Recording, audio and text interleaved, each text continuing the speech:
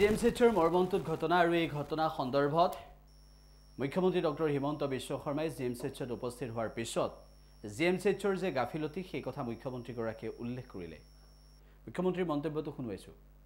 একেটা সময়তে মুখ্যমন্ত্ৰী ডক্টৰ হিমন্ত বিশ্ব শৰ্মাৰ সেই বক্তব্যৰ পিছত জিএমচিত উপস্থিত হোৱাৰ পৰৱৰ্তী সময়ত আজিৰ দিনটোত আৰক্ষীয়ে এই সমগ্ৰ পৰিস্থিতিটোৰ ক্ষেত্ৰত তদন্ত কেনেদৰে আগবাঢ়িব সেই তদন্ত কেনেদৰে আগবঢ়াই নিবলৈ চেষ্টা কৰিছে সেই সন্দৰ্ভতো বক্তব্য ৰাখিছে। ইয়াতে নাৰ্ছৰে হওক গ্ৰেড 4 বা ৱাৰ্ড বয় সকলোকে নকওঁ ভালো কাম কৰা আছে, কিন্তু দুই এগৰাকীৰ ব্যৱহাৰে হস্পিটেলখনৰ বদনাম আনি থাকে।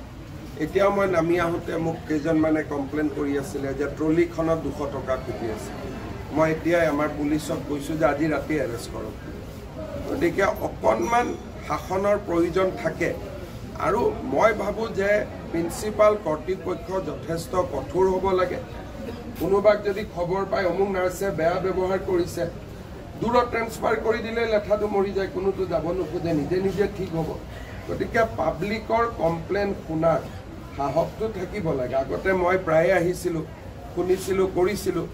যেতিয়াই প্ৰিন্সিপাল ছুপাৰিণ্টেণ্ডেণ্টে পেচেণ্টৰ কথা নুশুনে, কোনোবা কমপ্লেইন দিলে একশ্যন নলয়, তেতিয়া এনেকুৱা হয়। নাৰ্ছৰটো অসমত অভাৱ নাই, ৱাৰ্ড বয়টো অভাৱ নাই।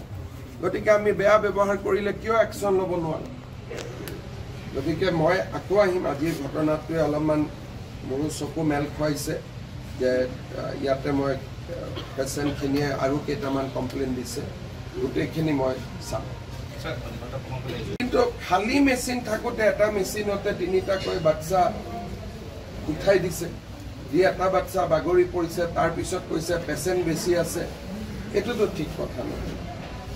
11 জনক গ্ৰেপ্তাৰ কৰা বুলি আমি গম পাইছোঁ। কি হৈছে, কেনেকৈ হৈছে অকণমান হ'ল কি মানে জিএমচিএছত মানে যিটো ঘটনা ঘটিলে তাৰপাছত যোৱাকালি মহামান্য আমাৰ মুখ্যমন্ত্ৰী মহোদয়ে যিখিনি কথা ক'লে সেইটো ওপৰত ভিত্তি কৰি যিবিলাক মানুহে পইচা ডিমাণ্ড কৰে তাৰে এখন এজাহাৰ পোৱা গৈছিলে। সেই এজাহাৰখনৰ ওপৰত ভিত্তি কৰি খবৰটোৰ ওপৰত ভিত্তি কৰি আপোনাৰ 11জন মানুহক এৰেষ্ট কৰা হৈছে আৰু তেওঁলোকক আজি কোৰ্টলৈ প্ৰডিউচ কৰা হ'ব। আৰু এইটো কথা এনেকুৱা ধৰণৰ নহয় যে আজিয়ে এইটো প্ৰথম এৰেষ্ট হৈছে। এই গোটেই বছৰটো ইয়াৰ আগতেও 6টাকৈ এনেকুৱা ধৰণৰ কেছ মানে ৰেজিষ্টাৰ কৰা হৈছে, য'ত মানে পইচা পাতি অলপ লেনদেন এটা হৈছিলে আৰু মানুহ জেললৈ পঠোৱা হৈছিলে। 11জনকে গ্ৰেপ্তাৰ কৰা হৈছে, তেওঁলোকৰ বিৰুদ্ধে কেনেধৰণৰ এলিগেশ্যন আছে?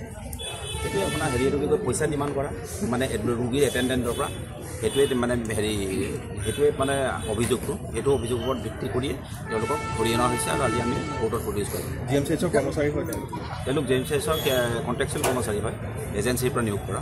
কিমান লয় কি কথা সেইটো কৈছে নেকি? কিমান পইচা তদন্ত কৰিছে, মানে আপোনাৰ কমপ্লেইনতে কিছুমান কথা কৈছে, সেইটো তদন্তৰ বিষয়। আৰু যোৱাকালি যে চিকিৎসক বা নাৰ্ছৰ তদন্ত আওতালৈ অনা হৈছে নেকি? যোৱাকালি যিটো ঘটনা হৈছে পাইছেনে?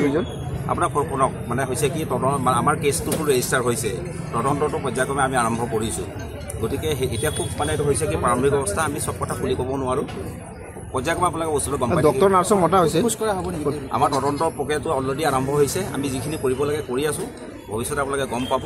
এতিয়া মই গোটেইখিনি কথা CC কেমেৰা ভিজুৱেল মই আপোনাক ক'লোঁ যে মই ডিটেইলছত গোটেইখিনি কথা ক'ব নোৱাৰোঁ। তদন্ত আৰম্ভ হৈছে।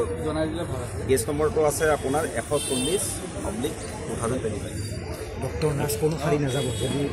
আপোনাক এটা কথা কৈছোঁ, BNSSত মানে কেনেকৈ তদন্ত কৰিব লাগে গোটেই লিখা আছে। আমি সেইমতে আগবাঢ়ি আছোঁ আৰু আপোনালোকে আমাৰ আগৰ কেছবিলাকতো দেখিছে আমি তদন্ত কেনেকৈ কৰোঁ। গতিকে এইটোতো আপোনালোকে পৰ্যায়ক্ৰমে গম পাই থাকিব।